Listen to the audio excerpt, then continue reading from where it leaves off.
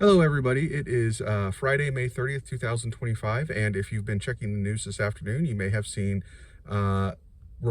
contradictory reports as to whether or not we're about to have a ceasefire in Gaza.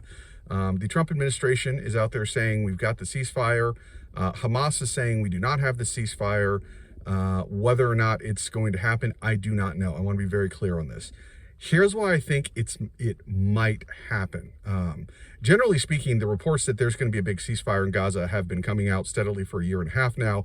The vast majority of them have proven to be false. There have been some limited ceasefires. Hamas typically violates them almost immediately. Usually the Israelis are fairly happy that they're violated because they just really want to kill all of Hamas. And Hamas has certainly done everything they could to encourage Israel in that pursuit. So what is going on right now, and why is it possible that we might have a temporary ceasefire? I would point out Hamas never really stops on any kind of long-term basis shooting at Israel. They shot at Israel fairly regularly for years before the current war. They just finally were able to launch an operation that was successful and made the Israelis so mad that now the Israelis are trying to kill all the members of Hamas.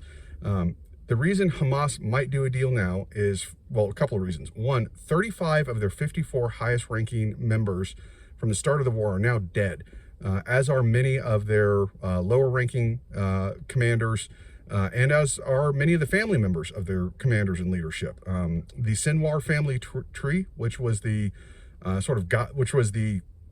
leadership in Gaza, is dead. The whole family's gone.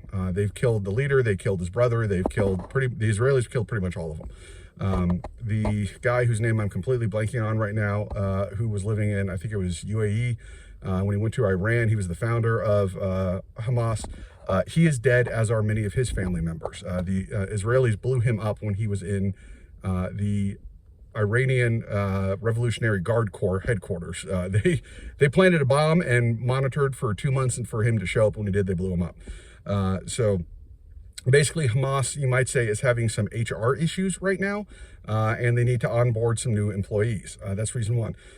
Reason two is that aid is now starting to move into Gaza, and Hamas has a real problem with this because they are not controlling the aid. The aid is being administered by the United States and by the Israelis, and Hamas, as recently as this morning, has started shooting at Gaza residents who are trying to get the aid, because controlling food is a big part of how Hamas controls Gaza. Remember, Hamas was elected in 2006. They've never allowed another election since. I did a video the other day on the Iraqi government. I pointed out that they've had, I think, 5 elections since 2006. Hamas has never allowed one. Iraq is substantially more free and democratic than Gaza is under Hamas. If that gives you any idea. So one of the problems, though, from Hamas's perspective, is they need to get the food situation under control. They need to get that food in their warehouses with their gunmen in charge of it so they can control this population. Will they succeed in that? No idea. But those are the two reasons I could see Hamas doing this. Is it lets them get their leadership rebuilt, and allows them to get control of the food supply so they can control the people of Gaza. There have been large-scale protests against them in Gaza over the last several days. This virtually never happens. If you protest against Hamas in Gaza, they just kill you, or they beat you up, or shoot your family or something like that.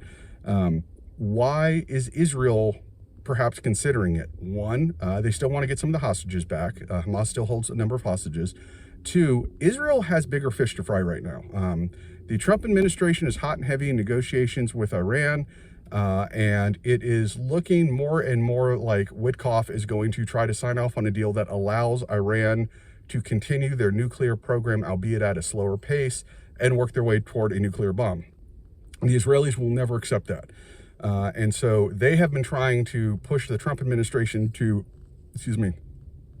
greenlight a airstrike to destroy, or actually a series of airstrikes to knock out Iran's nuclear program. Trump so far has been unwilling to agree to that.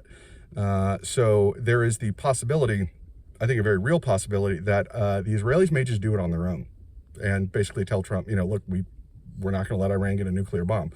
The European powers would be fine with this. They are terrified of the idea of Iran getting a bomb, and if the Israelis want to go knock it out, that is okay with them. They will, of course, publicly condemn the Israelis all they can and do absolutely nothing to stop it.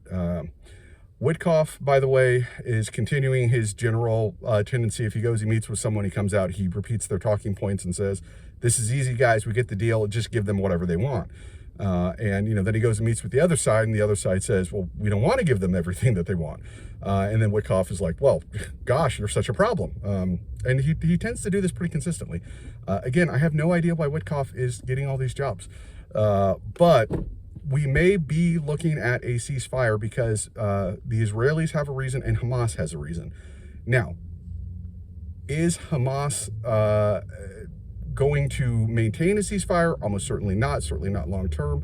And are they rational enough to go along the line of thinking that I just put out? I don't know. Their behavior indicates they're deeply suicidal.